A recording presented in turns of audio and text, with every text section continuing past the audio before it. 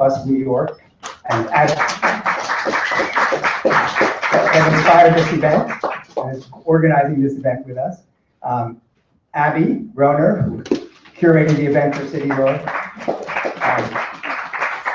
Rosie Mendez was supposed to be here, but because of the explosion, they're having an event tonight to talk to the families of the people who lost everything, and so she couldn't be here. I want to point out to you all that the CityLore Twitter handle is CityLore_lore. So if you want to Twitter about this event, you can.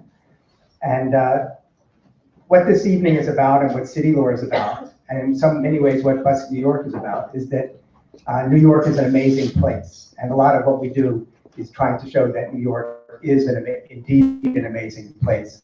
The exhibit that we have up now is about New York as a living language laboratory, where there are more endangered languages spoken than anywhere in the world. And that map that you see in the back there, you see a little tiny map of the world and a great big map of New York City. And we've connected speakers from endangered languages around the world with the neighborhoods where those endangered languages are spoken here in New York. So we want to let you know that this exhibit is up through April 22nd, and we're having a big event on April 22nd where we're reading what we call the People's Conseil, this poem of people's comments based on this world poem where each line is from a different endangered language.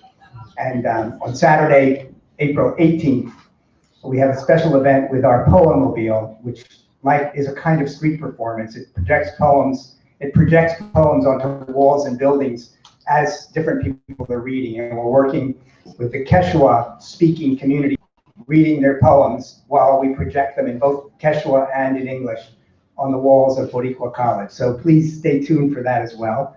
Our first exhibit was on subway graffiti, also something fairly close to the hearts of street performers. And those of you who have a chance to see our restroom, we've reinstalled the exhibit of Henry Chalfin subway trains in the restroom. So don't miss that if you can. Line from when we were working on street performers, way back in the early 1990s and even in the 80s, one performer described that occupation as visitors' appointments. Men and women whose job is to instill a homesickness for freedom in the lives of ordinary souls. And it seems so simple, but of course, it's really not that simple. And to this day, the struggles of street performers continue.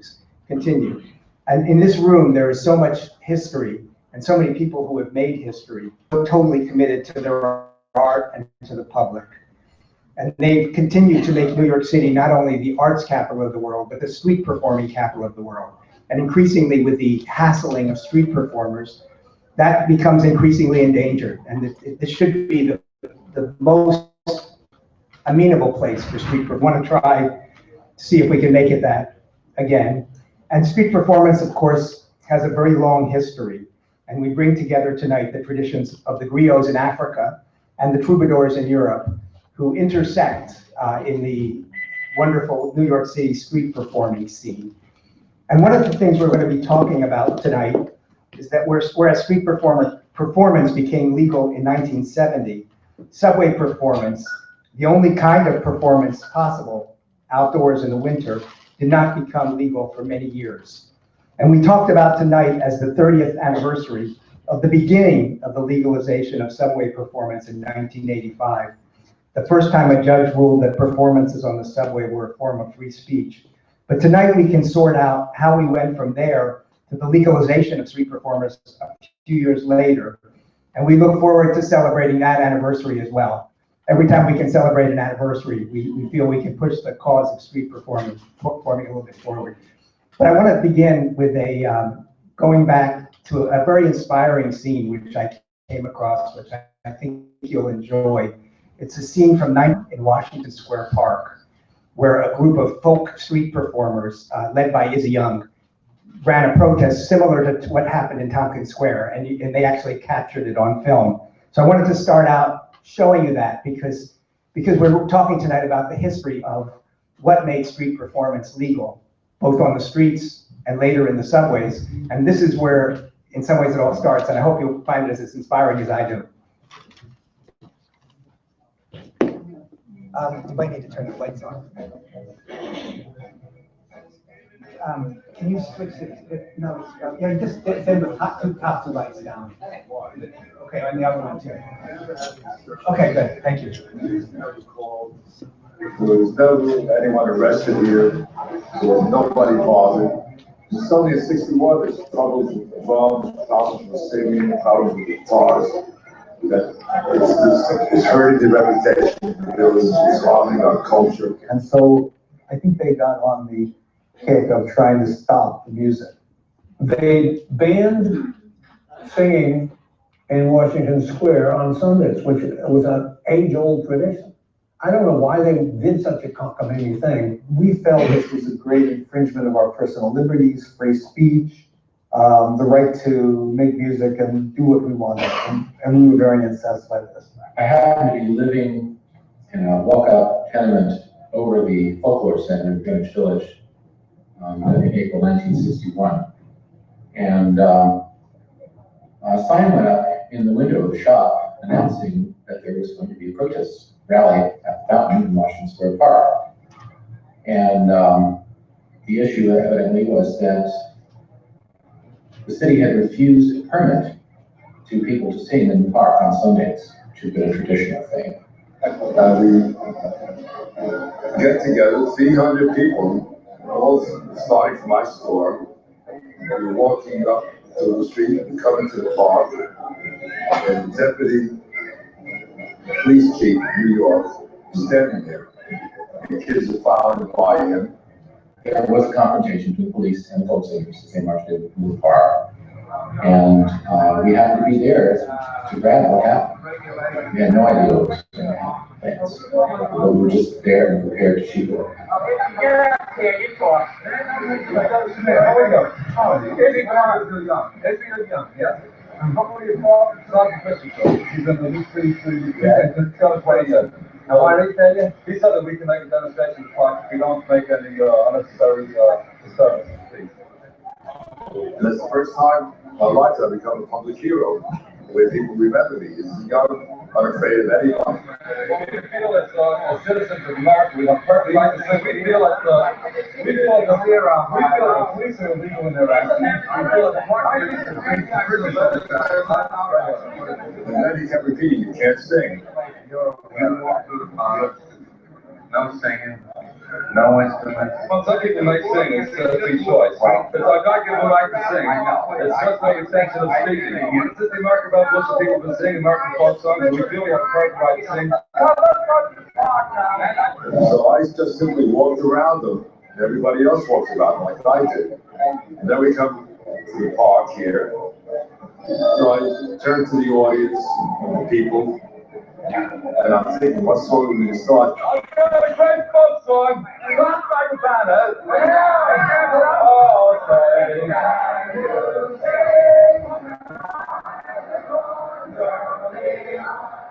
The police just said, okay, we've got to clear this place. And they became this scary blue force of people who were very forceful about stopping this dangerous music.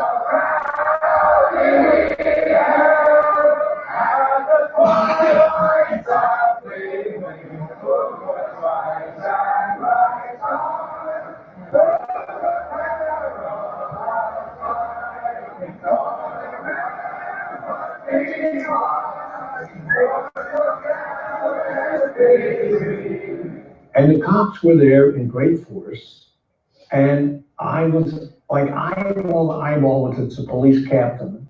It became clear that if I said anything else, I was going downtown. I didn't want to go downtown, so I backed out.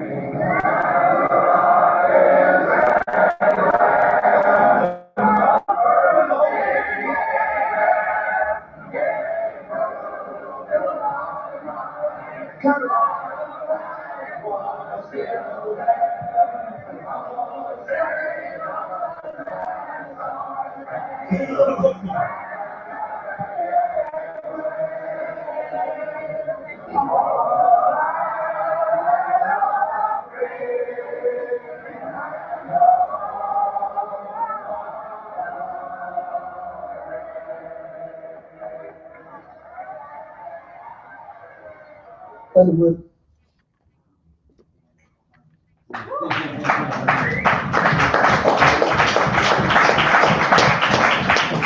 That definitely speaks to what's going on in our city today too, as well. So I want to introduce Molly Garfinkel, who's going to be our host. Molly is the director of the Place Matters program at CityLore and managing director of CityLore. And here she is, Molly Garfinkel. Hi everyone, thanks so much for being here. I want to get right into the program, so I'm going to go ahead and introduce Susie Tannenbaum, who is the co-founder of CityLore's Street Performer Advocacy Project. She's a doctoral student in sociology at CUNY's Graduate Center and director of Immigrant and Intercultural Affairs in a government office in Queens. She's the author of Underground Harmonies, Music and Politics in the Subways of New York. And she also wrote CityLore's Know Your Rights Guide for Public Performers, which if you haven't checked that out, please do. It's a really wonderful resource. And for more than 25 years has collaborated with local artists and diverse art activists to create spaces where people can come together, express themselves, and celebrate the city. So please welcome Susie.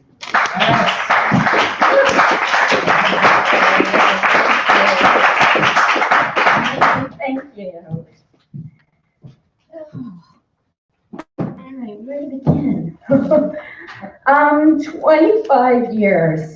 I can't believe it. I think the only thing that makes me believe that we've been doing this for 25 years is that some of us have a lot more gray hair. This is an amazing intergenerational reunion here, and I'm really honored to be a part of it. I definitely want to give a shout out to Matthew and Steve and Abby and everyone who helped to organize this. Really appreciate this, and I hope this is going to continue in some way. So folks who were organizing 25, 30 years ago can talk to folks who are organizing now and figure out where we go together from here. Okay, so we're talking about anniversaries, so I want to mention that this is also the 20th anniversary of the publication of this book that I was lucky enough to write. And it was my master's thesis, and my advisor, Roger Spanjek, who taught anthropology. I was in the urban affairs program at Queens College. He helped me to turn this into a book. And it really reflected my life for many years. I'm not a performer. I don't have the relationship to this topic that many of you do. But this was a labor of love, and I hung out for easily 5 years, maybe more, with you and riders and vendors and homeless people, and talked to police officers in an era where you could talk to police officers without getting permission from the MTA. And I think that's a really significant difference between then and now. And had the opportunity to, I guess, exercise my First Amendment rights by doing this. It was also around 20 years ago that Steve and I co-founded the Street Performance Advocacy Project. And one of our main projects or sub-projects was to put together the Know Your Rights Guide. And I just wanted to show you all or remind you that this is what the guide looked at like years before social media. But now it is online on CityLore's website, and hopefully it's useful. I know there are people who would like to revise it or update it, and we're totally open to that. So, you know, that should be part of this conversation as well.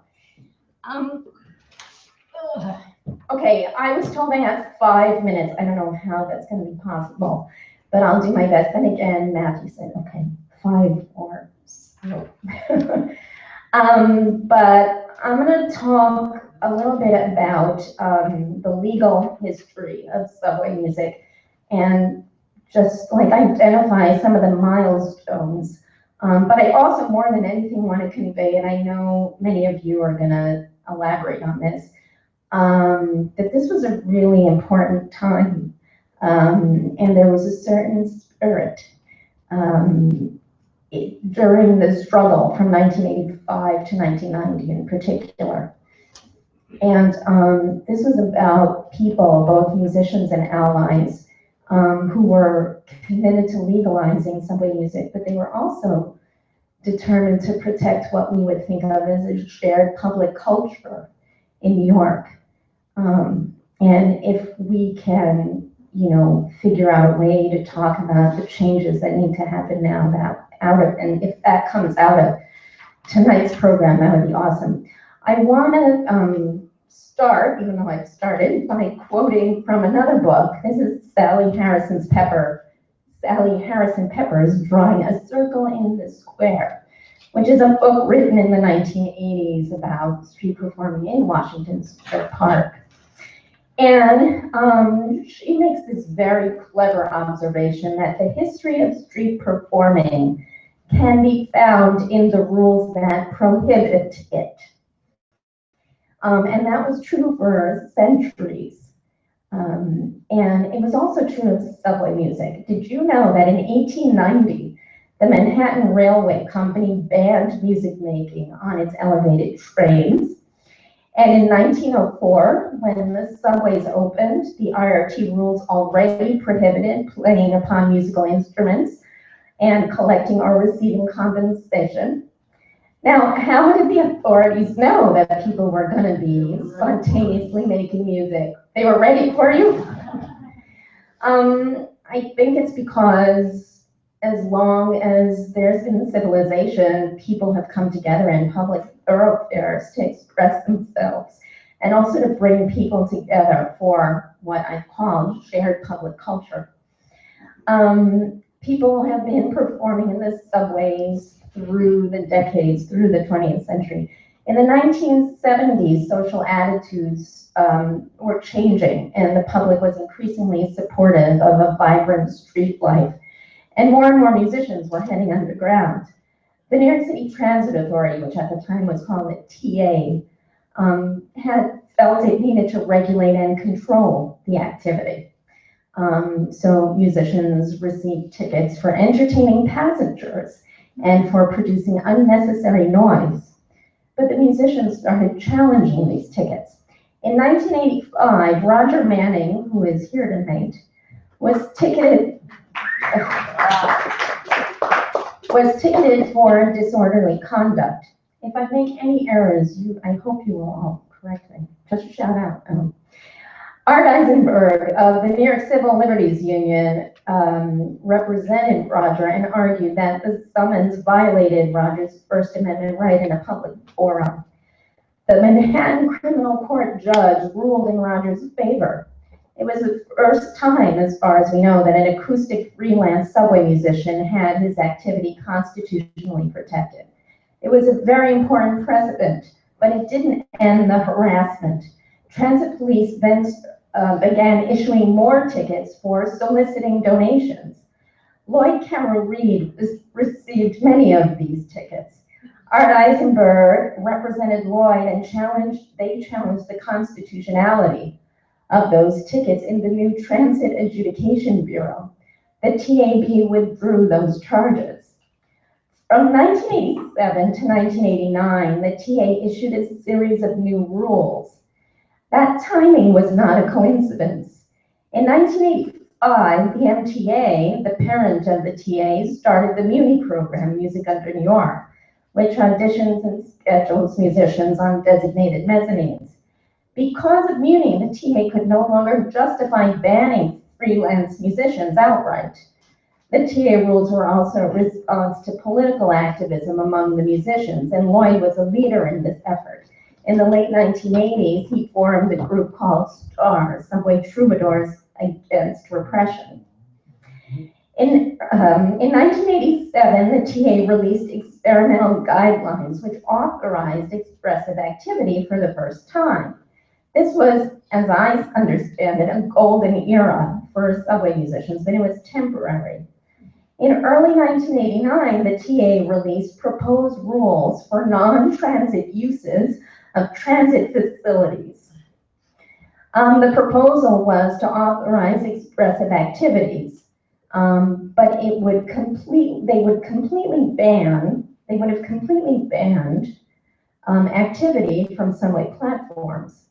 The MTA and the TA held public hearings on the proposed rules in all 5 boroughs. People came to the hearings and sang, played, and juggled before the MTA board members in almost unanimous opposition to the proposed rules. I wasn't at these hearings, but I got to see a video of the big hearing on Madison Avenue, and it was extraordinary. I then asked for a copy and found out that every 6 months the MTA destroyed its videos of its own public hearings, and I was devastated. So if anyone here has a bootleg of that video, I hope you'll let me know.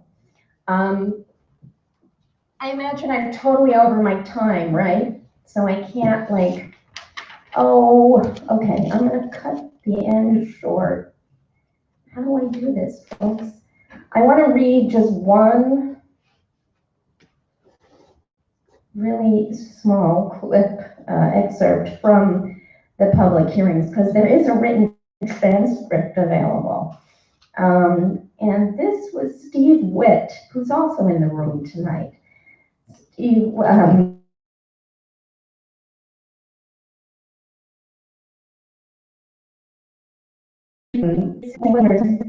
Subway Downtown magazine, and he said to the MTA board members,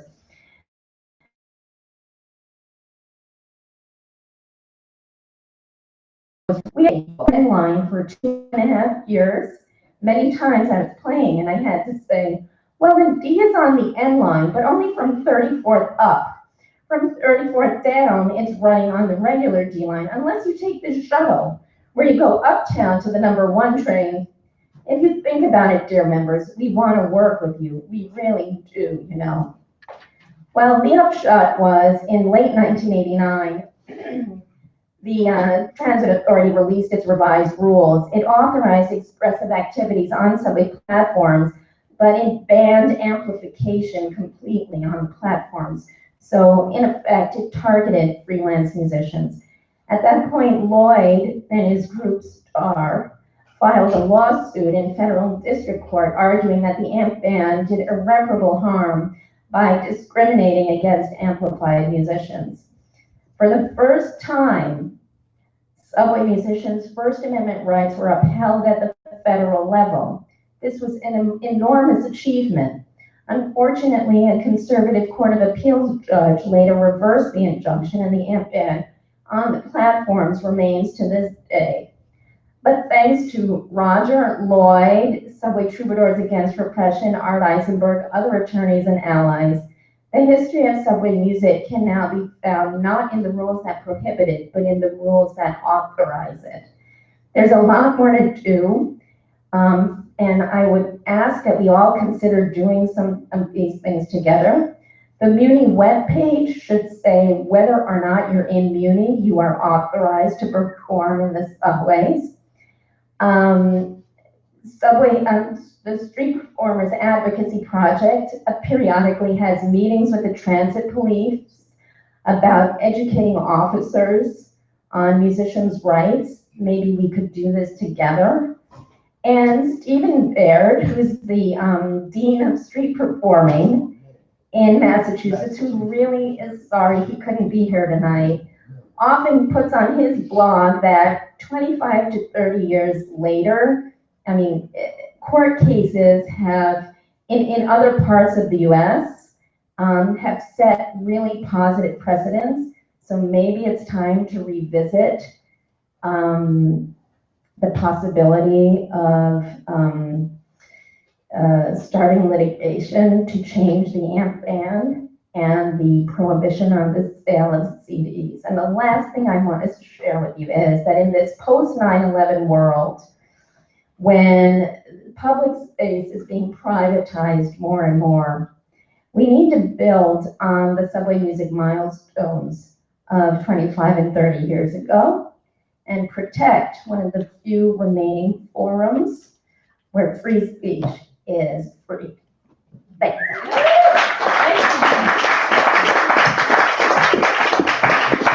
Very awesome, thanks, Susie. Next we have Dusty Rhodes, who's a saxophonist and a self-proclaimed griot. Dusty Rhodes has delighted audience at Washington Square Park and right here at the 2nd Avenue F Station and has spoken out for performance rights. Here we go. I would actually play today, but you can find me on the street anytime because I'm there 24 hours, 7 days a week. As a matter of fact, if you live in New York and you haven't heard me, you probably haven't been outside. So we're gonna just, we're gonna kill the nigga with the horn concept, and we're gonna actually have an intellectual black man speak to you for a second, all right? All right, check this out. 1890, she was saying about, they were talking about, banning music on the elevated platforms and stuff. If you really check out the history of New York, going back to the 1600s, I'm from North New Jersey. There have been African Americans coming over from New Jersey to New York doing minstrel shows and so forth since the late 1600s and so forth and so on. So if you want to gather some information about that, and it's for one particular reason, and it's connected actually to troubadours, Germans and so forth that used to come over to Germany. The reason why people started playing on the streets and stuff is because they were isolated from the economic prosperity of America. A lot of foreigners who came over here couldn't get jobs, Irish people, Germans, so forth, Chinese, whatever, African Americans in particular. So particularly when you're talking about street musicians, we're talking about a broader issue of a group of people who have an actual legitimate talent, like a shoe shiner. And a shoe shiner person can go on the street and shine shoes and make a living because they have a skill. Well, musicians can't do that. The only time that they can actually utilize their skill is if they're working in a bar, a restaurant, someone is hitching their little business onto a talented person's talent. So the broader issue is not really about street performance. It's about an actual skilled group of people who are prevented from making a living on their own accord. In particularly, I make music without a band because guess what? I can. And I can make a living without a restaurant or a bar because why? I can. People are moved by music. And when I mean moved, I hate those cheap performing artists who come around with the hats, or they come around with the so forth because they lower us down to beggars. Okay, that's the number one problem. Okay, see, when your music moves people, they get up and they come over, or they 4 blocks away, they come and find you and they give you money. That's music, or your art moving people. So I'm just gonna chatter and just drop little segments of thoughts. Moving along. When you start talking about 1961, it's just, oh, God, I was born in 68. And by the way, Stephen Bear, wherever you are, man, that's my man. Where's Barr? He is definitely, I've been on the phone with that man so much, he has definitely affected my life, and I like what he did up in Massachusetts. God damn. Because he actually caught the economic part of it. Oh, you could go outside and you can play and people change, but you can't sell no t-shirts, you can't sell no merchandise, you can't, corporations can do that for you. Record labels and so forth and so on. So he actually caught something that I don't think any of us have really caught here yet. It's a broader issue. It has nothing to do with street performance. Anyway, that's another issue. Like I said, segments of thought. Okay, now 1961. Okay, guys, 1965, African Americans were voting rights. Voting rights. So while you guys trying to run around I want to sing. We just want to vote. 1968 is when I was born. You talk about riots and all kinds of other bullshit going on and so forth and so on. Okay. Okay, cool. Actually, if I was playing, you wouldn't do that. So now, see, this is the kind of thing. So you gotta be careful because I want to get to this part too. You gotta be careful, white people, that you're part of a culture that comes in and basically, says, well, we're going to start an organization, we're going to do this. But what you're doing is like what happened on that, how many black people we saw in that part? I mean, in that part of that, you got to be careful. Because see, when you do things like you're doing, Matthew, and I love you to death, you know that I've been trying to holler at you for a minute.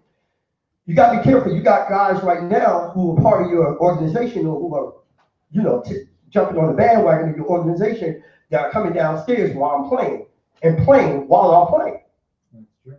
That you got people who are seeing, they would never play on 2nd Avenue. This subway was not used as a place of performance. It was Broadway, Lafayette, West 4th Street, da da da. What a lot of these people are doing, they're like, hey, that guy's making money.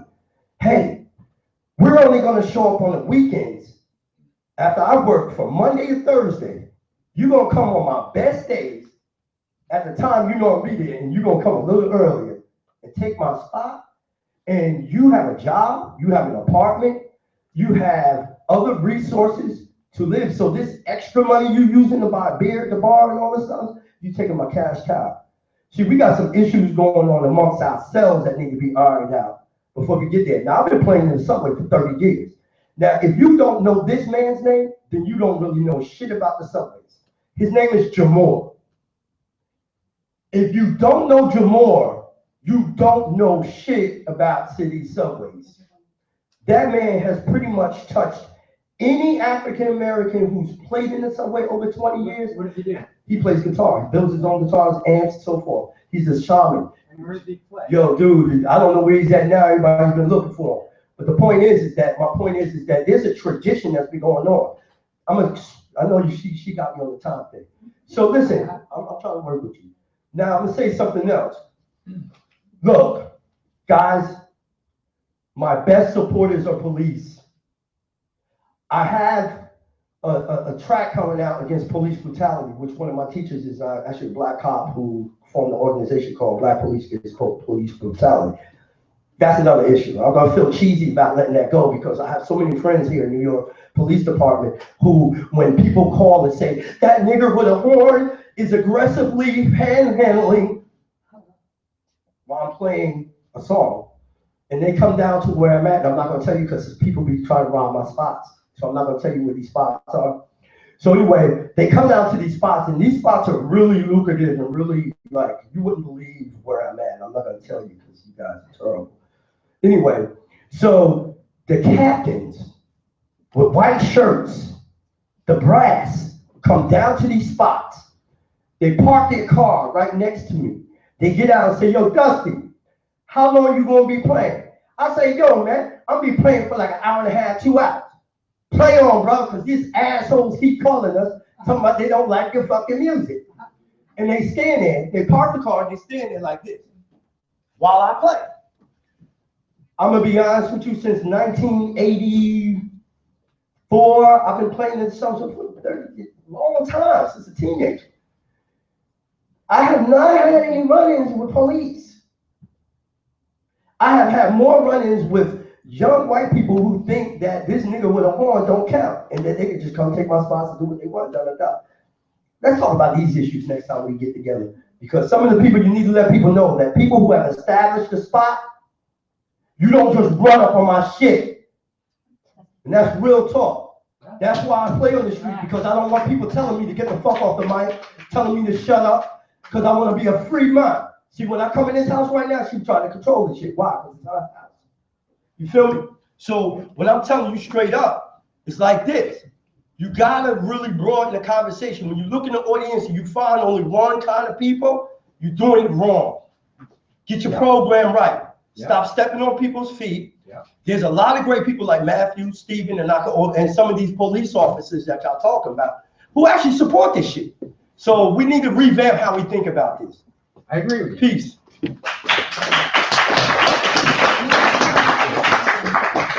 Okay, everybody, thank you. Next we have Roger Manning, a punk folk vagabond singer and guitarist who began performing in the subway in 1983. In 1985, he received a summons that he contested in the landmark case People versus Manning, which established for the first time that a blanket ban on artistic performance was unconstitutional. Thanks.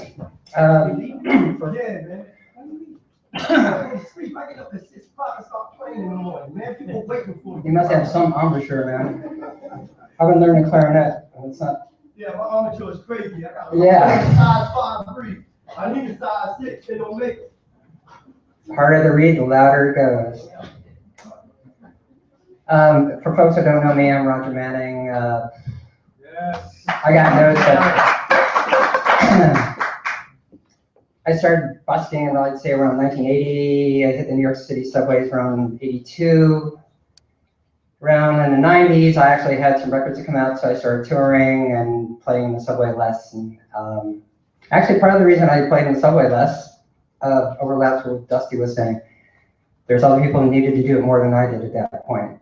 And so I was, it was all good to give up the space. Plus, I had plenty of playing elsewhere.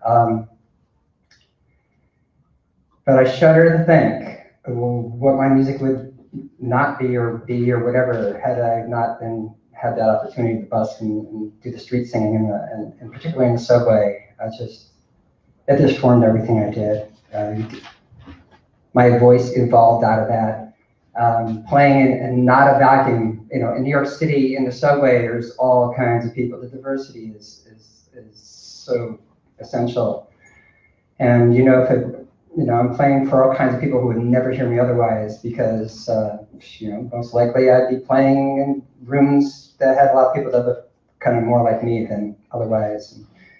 So it's a great place to have more perspective than I would have otherwise in terms of humanity and people and what worked musically and what didn't. And when it comes to my court case, I can't really take much credit, actually. I mean, unlike a lot of the people in this room, I didn't make a plan. I didn't work endlessly organizing anything. I was challenging the tickets. I was pissed off.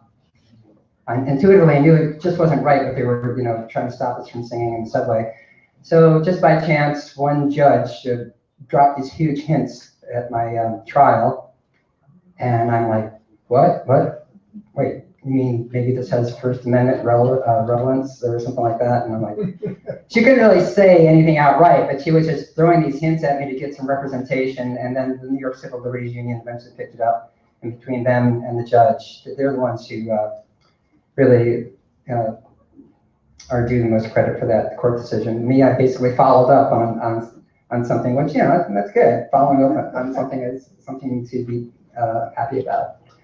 Anyway, meanwhile, fast forward, let's see, it's pretty good. Maybe I'll just put this on line later, you can read it. It's really well organized for me anyway.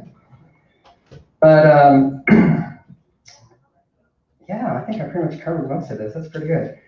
One of the weaker muscles of free speech. That was a lyric from one of my songs that I had read about midway between my court case and Lloyd's court case. It's like one of the weaker muscles of free speech. Yeah, I won. Yeah, I have the free speech right to sing in the subway, but now they're slamming us for all kinds of other things. And thanks to Lloyd and Starr and Matt and Busking, New York, and all the people before us and people after us who keep plugging away at this because oh my God, it's just so important. I think the reason we're so motivated to fight for this, to preserve the subway performance right to do it, subway performing, and that kind of thing, because you just know it's so important. It's such a desperate feeling to have it taken away. And I like that line that Matt used in the promotion for this event, the importance of this underground culture and what it brings to the diverse and vibrant culture of New York City. And that really sums it up for me too. So thanks for all the work you're doing, and let's keep it up.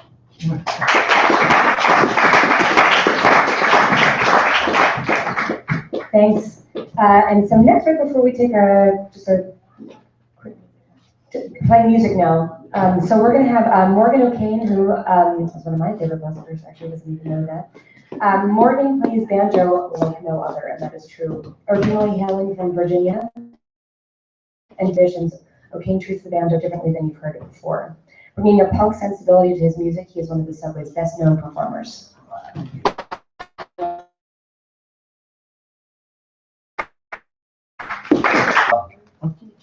Sheriff? No,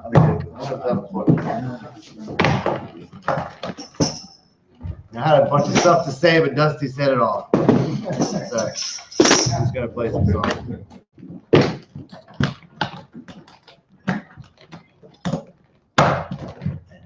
I will say that playing in New York, I travel all over the world and play music pretty much on the street everywhere I go. And New York is the easiest place to play on the street than any city I've ever been, even New Orleans. And it's nice to keep it that way. You know, even in Europe, most of the cities you have to get permits to play in spots and there's time to places. But the only problem here is like you said, getting your spot taken. So it's not so bad. It's gonna take a second. Sorry, guys. I wasn't ready.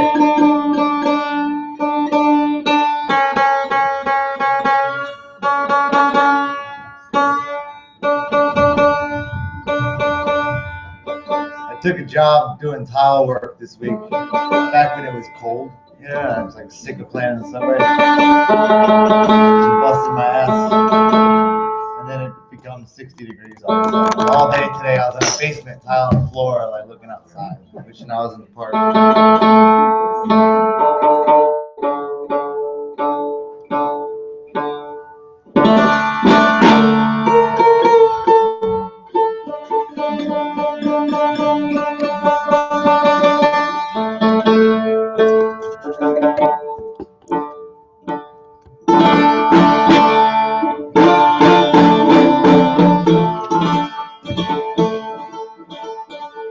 All right, almost there.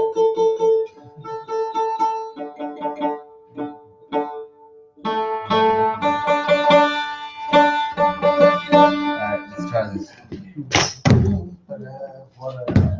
All right.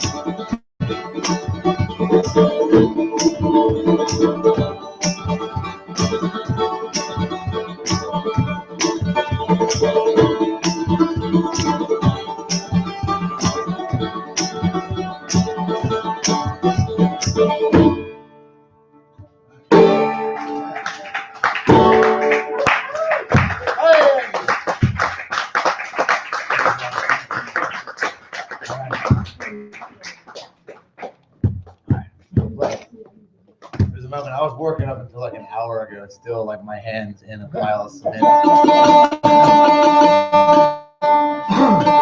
is much more fun.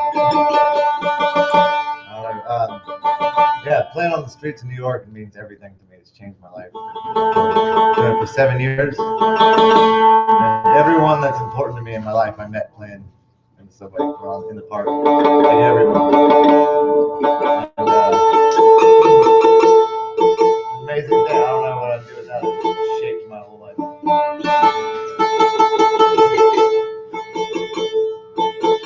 And if they said that we can't do it all of a sudden, I don't know what. I'll just keep doing it. I don't get that much trouble from the police. There was a guy at Bedford about 4 years ago that chased me up the stairs with a baton once. Threatened to beat the crap out of me. He doesn't work there anymore.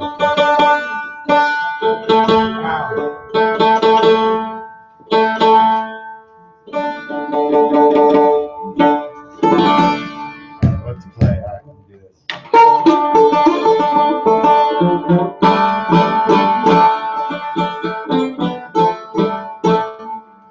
So running most all of my music is playing in some way, messing around. Yeah. Anyway, this is the first song I wrote in this.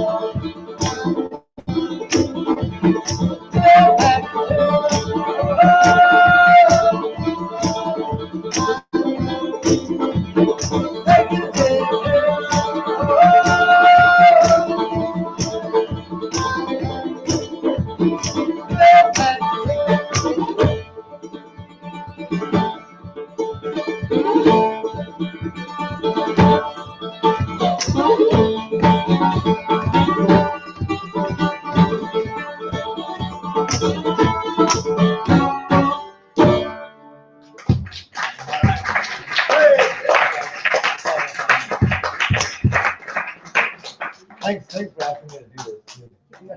And, yeah, I don't know. We do provide a service though, subway musicians.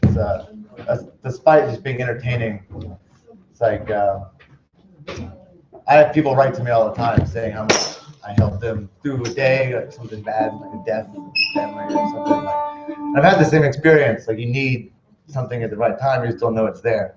My son was born 6 years ago and had a real traumatic birth, and it was like dazed and chaotic.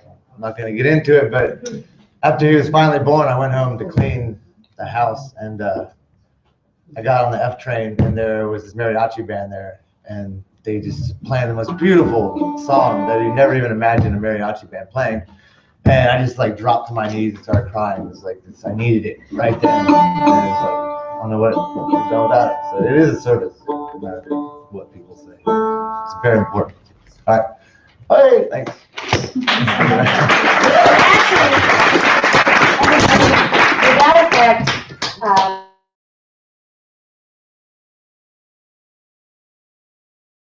table that we're both using, so on the way out, Just switch. Just close your lid and it'll restart here. Actually, you don't unplug the other. Oh, okay. And replug it. Let me just plug this in.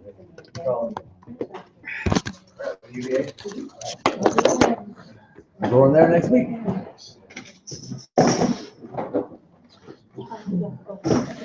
So we're gonna go straight through the halftime, and next week, he's an Australian-born classical guitarist, began performing in New York City in 1983. In the wake of People versus Manning, the MTA's resistance to rewrite its rules led to continued summonses for performers, 3,000 in 1985 alone. As an organizer of the group Subway Troubadours Against Oppression, Carew-Reid worked tirelessly to channel performance political. Oh yeah. I realize you're way over. Right. To only allow artistic performance, including the acceptance of donations under the 1989 rules. So please welcome Lloyd.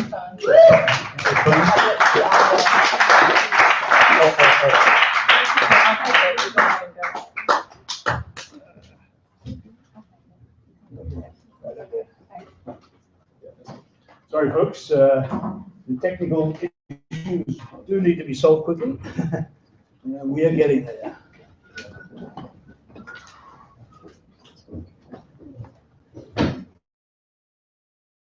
Okay.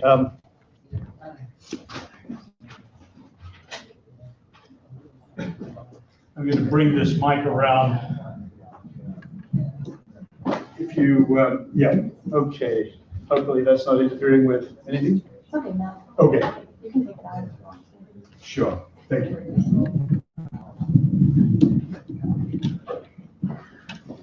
So I just wanted to thank also everybody who's been behind this pretty extraordinary effort in getting everyone together.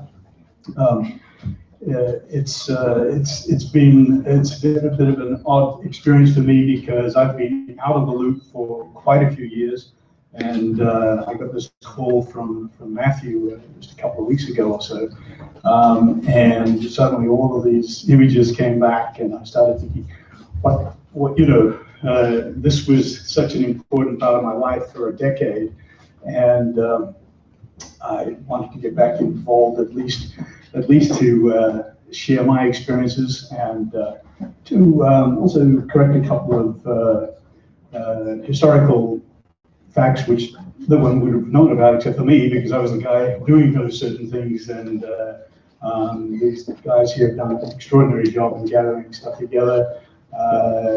While there might be some differences of opinion on certain specific facts, I mean, Susie Tannenbaum has done an amazing job at pulling stuff together from all sorts of sources.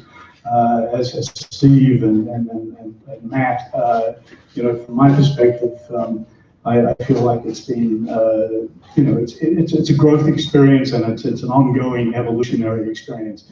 So I just wanted to kind of, I didn't bring an instrument, as I've been playing lately. I've got some problems with my fingernails, but we will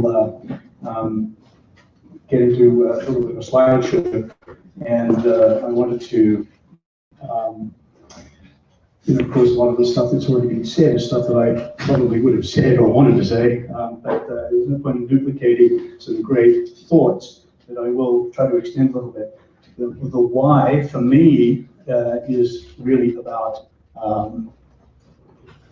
the fact that back in Australia, I was doing studying classical guitar at the University of Western Australia, and back there they were restricting me from playing outside of the university environment.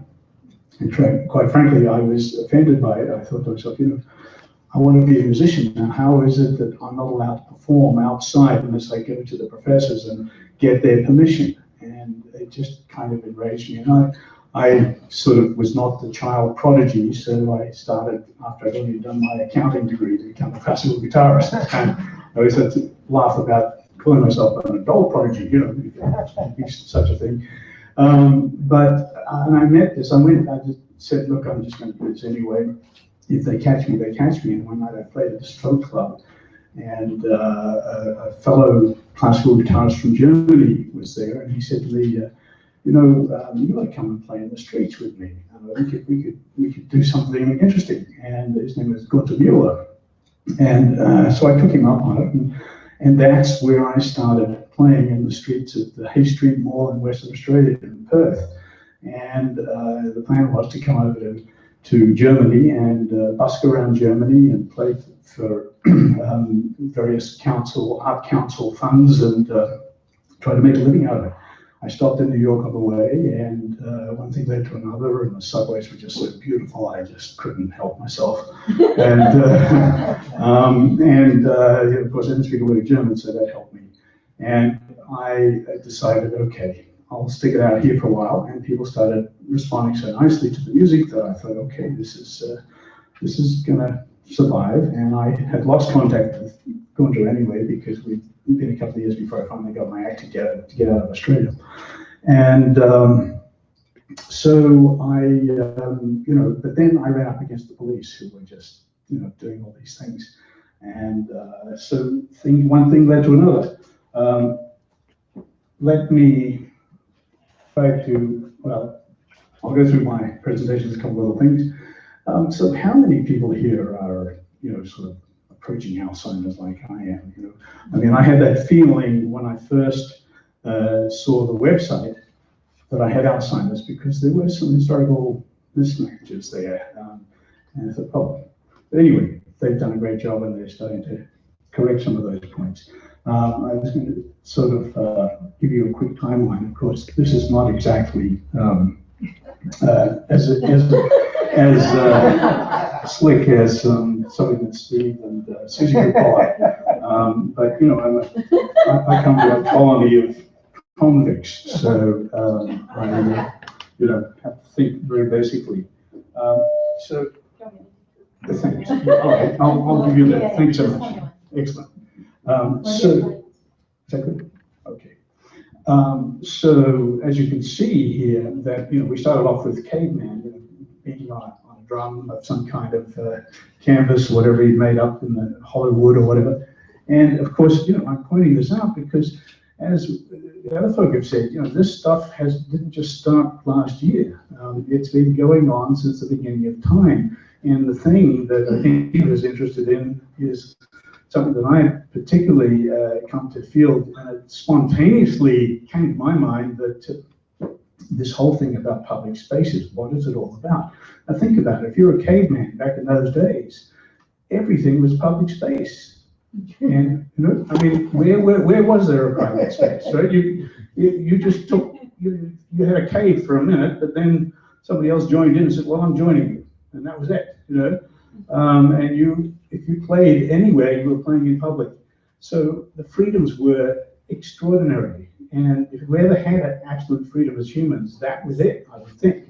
But look where we are now. You can't even set up shop in Zuccotti Park. I mean, you know, it's under the corporate sort of realm. So, you know, coming forward into this modern era where we're approaching the modern subway man, you know, that's who we sort of, you know, evolved to. I'm a little scared to say what we are, you know, with the guy here just a minute ago was talking about us ourselves getting our act together, and maybe he's damn right, you know.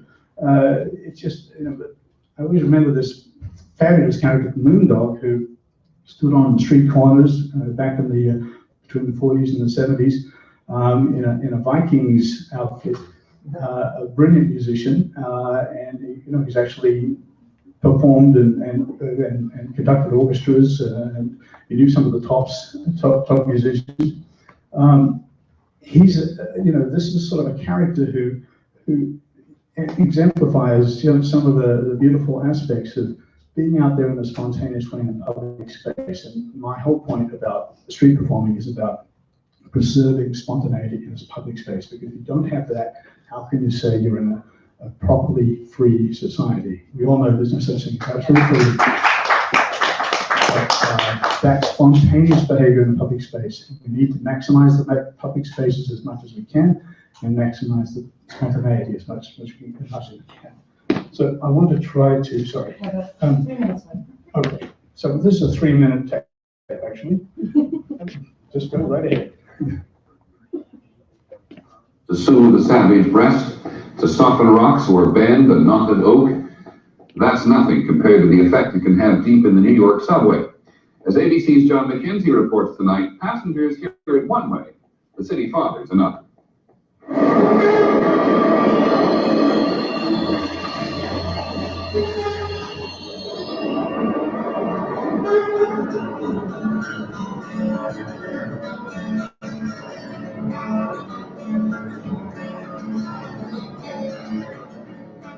17-year-old Dimitri Shapiro and dozens of musicians like him have gone underground to New York's subway system.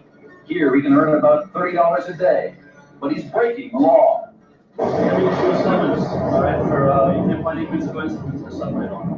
Police are charging these musicians with peddling and begging at a cost of $25 a ticket. The nice guy who plays the music, the people enjoy the music, they get the ticket. For God's sakes, what's wrong with our society? And it really makes me upset that this young fellow has to go get a ticket. City officials say that musicians disrupt the flow of passengers, that they can be a safety hazard and a nuisance.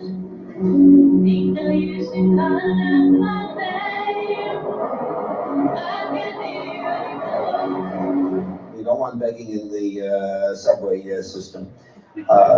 We don't permit it for others, and we shouldn't have it for musicians. New York experimented with underground musicians last year. The musicians had to audition and were told just when and where they could play. But that was only a 3-month pilot program. So far, nothing has been set up here to replace it. So the battle goes on.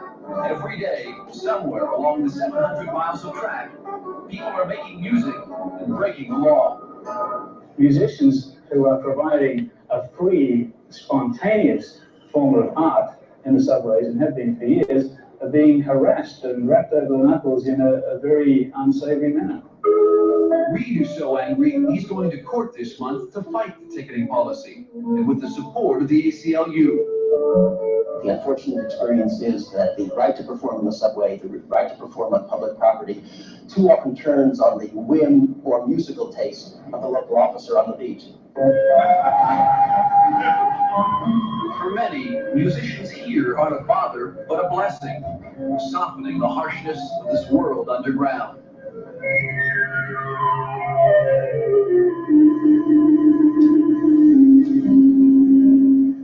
John McKenzie, ABC News, New York.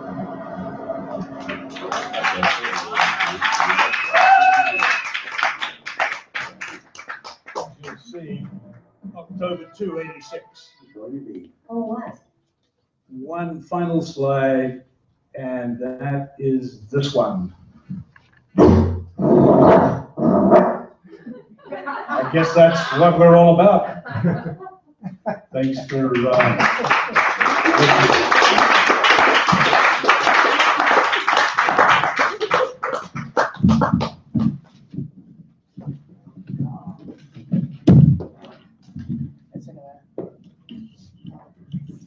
Yeah, thanks. Got it. No, no problem. Thanks, Lloyd. That's great. Okay, so next we have Theo Eastwind, dubbed the King of the Underground by Fox 5. Theo has captivated writers with his entrancing guitar and vocals since the 1990s. He spoke out following an arrest for performing and has also led the performing community by publishing a code of etiquette for subway musicians.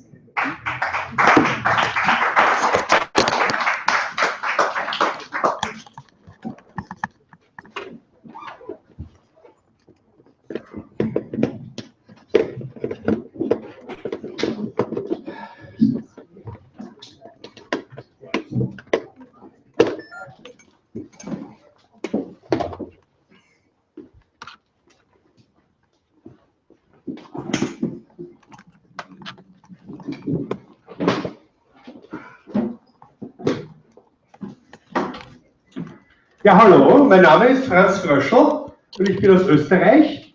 Und ich bin nach New York emigriert in 1995. Oh, wait a minute, I'm sorry. I gotta do my other, I'm sorry. My name is Theo Eastwind, and I'm from Austria. I've immigrated here in 1995. My name actually is Franz Karl Fröschel. Unfortunately, nobody could say it, so I had to change it to Theo Eastwind. So I arrived here. I was supposed to work as a baker, making bread. Job fell through and had no money, was too proud to go back home, started playing in the subway. Amazing. So when I started in 95, you know, the culture was incredible.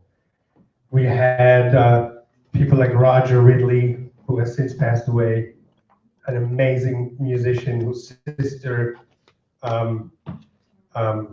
what's her name? Miss Ridley, I call Alice Ridley, right?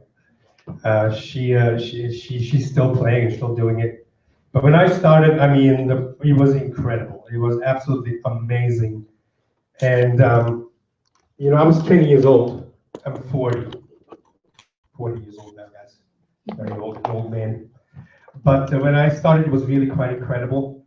And, you know, the police were, you know, stopped us here and there. But every couple of years, you know, the police tried to impose some sort of restriction or something. And so when I started, we really, it really started to become a nuisance after like 9/11.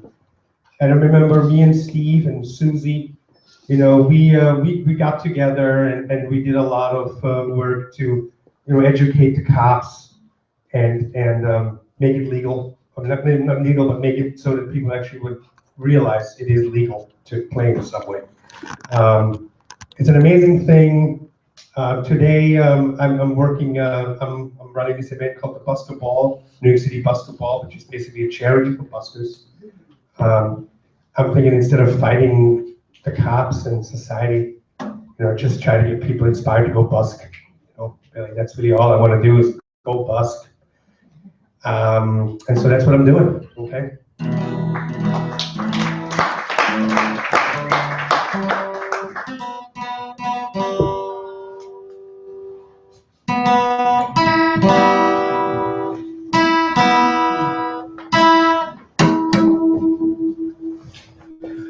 Also came up with something called the 10 Rules of Subway Artistry, which actually Susie edited.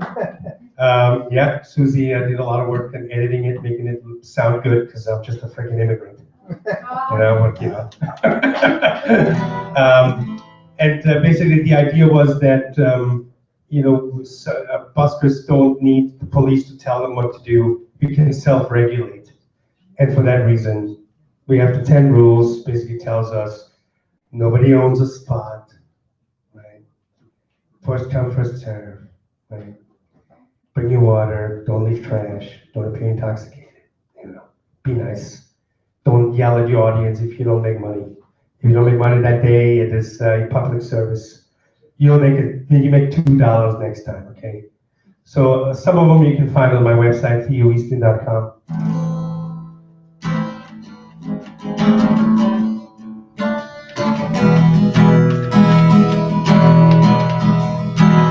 Sugar man, won't you hurry? 'Cause I'm tired of these scenes. For a blue coin, won't you bring back all these colors to my dream? Silver magic ships you carry, jumpers, coat, sweet Mary Jane.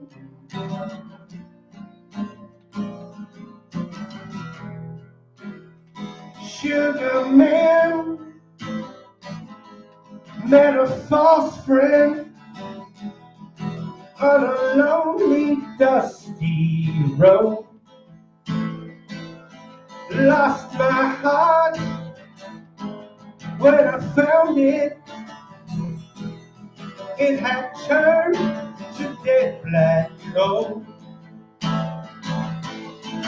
Silver magic ships you carry, jumpers, coat, sweet Mary Jane.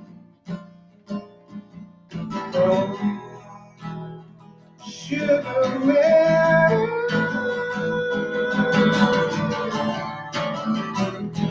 sugar man.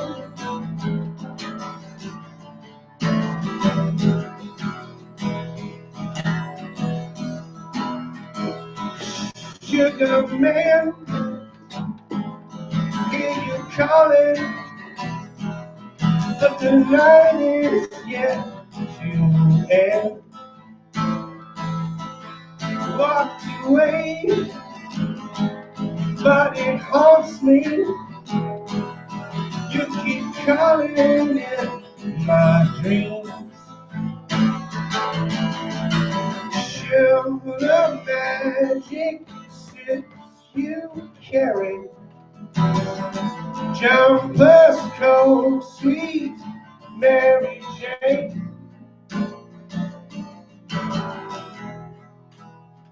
Sugar man,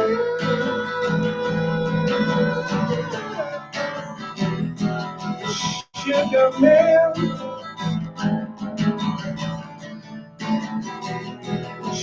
Sugar man, sugar man,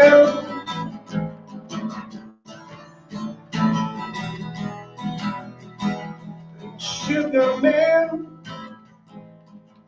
won't you hurry? 'Cause I'm tired of these scenes. For a blue coin, won't you bring back all these colors to my dreams? Thank you. Thank you very much. I just want to give a nice shout out to Matthew. I want to tell you that when I first saw his video in the subway, I knew immediately that, you know, something has to happen with this guy. Really revolutionized the fight for buskers when he actually made these videos. And I think there's a bunch of them, there's like 4 or 5 of them. But I really got to give it to him. This guy really did something quite incredible. The next person after Matthew would be probably Matthew Colleen. And thank God there was somebody there to actually take a video of him. But that arrest video of Matthew Colleen, of Andrew Colleen, I'm sorry, is absolutely incredible. And everybody should watch it. Andrew Colleen, look it up, YouTube. Thank you.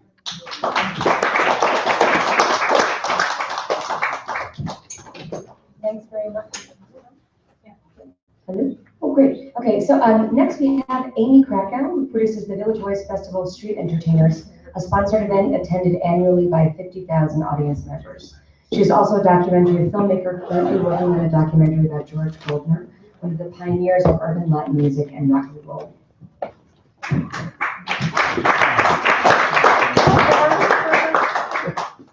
I don't need a microphone. I speak very loudly. I'm from Brooklyn. I'm going to borrow Steve so he can hold up something. And I'm going to make this really quick because there are some people I know who want to perform. And honestly, they're more important to me. The performers are it. So, many, many years ago in a land far away, there was a city named New York. It was dirty, it was filthy, it was disgusting, but it was fun. And it was vibrant. It was a great place. And what went on in New York was there were a lot of entertainers on the streets.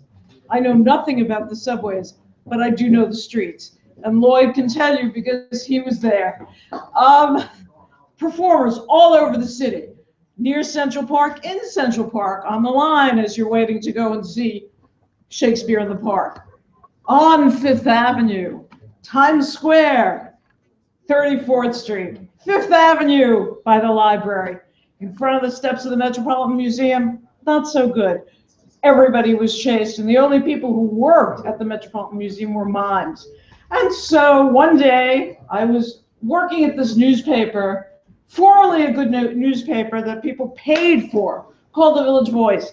And my boss handed me a videotape. This is a long time ago. And the videotape, he said, go watch it. And so I watched it. And it was a festival of street entertainers in Covent Garden in London, produced by a group called Alternative Arts and a magazine called Time Out, which is, now that there's no Village Voice, we have a Time Out here. And so my boss said to me, well, what'd you think? And I said, great event. He said, go do it in 7 weeks. And so in 7 weeks, I had 50,000 people lined up. Let's see, where Astor Place, that's right. We only had 2 stages that year. This year we had 3. We had musicians, we had mimes, we had jugglers, we had street theater, we had a lot of circus acts, we had high wire acts, including Philippe Petit. If that name doesn't ring a bell, you can go see him walking across the World Trade Center towers. We had major sponsors for this one. And in those days, street performance was heavily occupied by baby boomers. And the reason why was because you got out of school and when you went traveling a little bit, you didn't worry about jobs, and you said, what am I going to do? I want to be creative, I want to be an artist. And so whatever your art form was, you went and did it. The best place to do it was the streets. And the streets of New York were great, really great. I was sent to Chicago, to New Orleans, to London to judge the festival there and bring back entertainers. San Francisco, where I brought back entertainers to be in this festival from all of these places. All I can say is I have something wrong with me besides being crazy, but I have something wrong with me and I don't get around all that much. But if you ask me, there aren't enough street performers now because, one, the businesses don't like street performers. They say it blocks the entrances to their stores. It helps people enter their stores. Number two, if you're living in a city, especially like New York is now, you want street performance as well as subway performance. And you want it because if you're having a crummy day, just as was it Morgan who said that? And you see, I mean, I have a thing for jugglers and, yes, comedians, we have comedians. They were all on the streets. You're having a crummy day. Stop for a minute. It may turn into 15 minutes and it makes your day brighter. So for me, though I may not be the free speech advocate that so many of you are, I am an advocate of street performers. And the only thing I can say about the subways, and Susie, you will probably know him, there was a wonderful man who rode the subways in those days, pre-1985. The subways themselves were populated by street musicians, by subway musicians. And one of them, who was so well known, subways in those days were a little dicey. You know, you probably were risking your life if you went on the subway. But when this man brought his steel drum out, and any recognition? No. He would get in there and say, "You're always safe with me." And then he would play. And everybody gave him money. And this was definitely through the 70s into the 80s. And I will cede my time to Matthew, please. Oh, yes, real quickly. We did a record album. Of course, they were cassettes then. But that was pretty cool to have street performers on cassettes that they could sell, that our record label could sell, etc. So, get a copy of this? Yeah. Oh no, If we can also I only have 3 of them. But I'll tell you what, put it on SoundCloud. I'll tell you what, get my email address from the folks here at CityLore, and then I'll post it someplace, okay? All right, no problem. Okay, and for closing, we have Matthew Christian, a violinist, busker, and educator. Matthew was wrongfully arrested on his second day performing in the MTA in 2011. Since 2013, he has worked with Busking, New York toward the end of wrongful arrest, ticketing, and ejection for New York City subway performers. So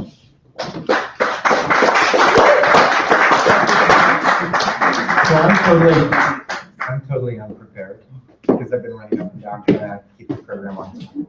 And I don't usually get up in front of an audience unprepared, but I'll see what I can do.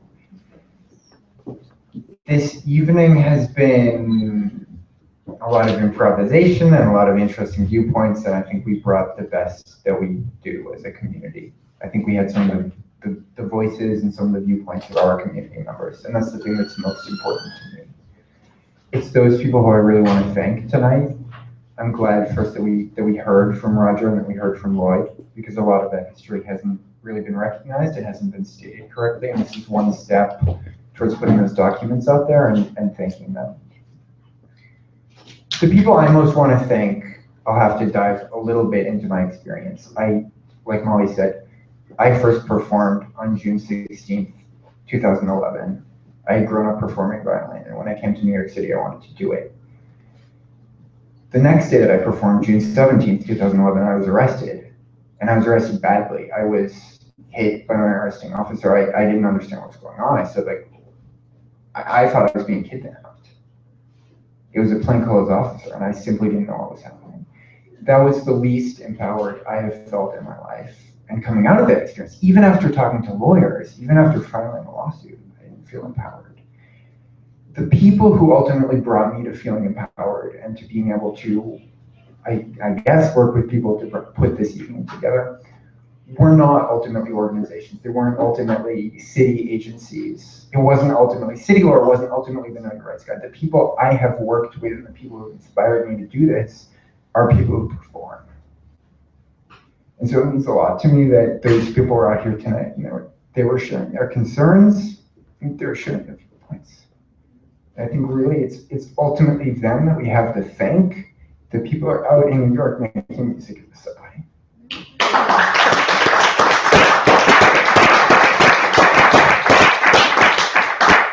I was going to close with a nod to the festival we're trying to put on later this summer in honor of the 30th anniversary of People versus Manning. I won't do that. I want to close with just a thank you to these performers.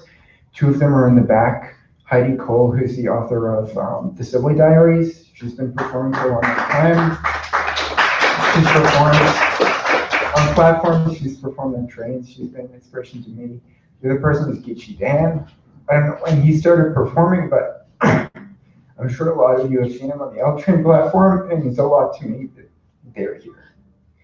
I'm getting really choked up. I don't want to take too much of people's time. So at this point, you're free to, our program is done. You're free to take off. They're gonna sing you out. Thank you so much for being here.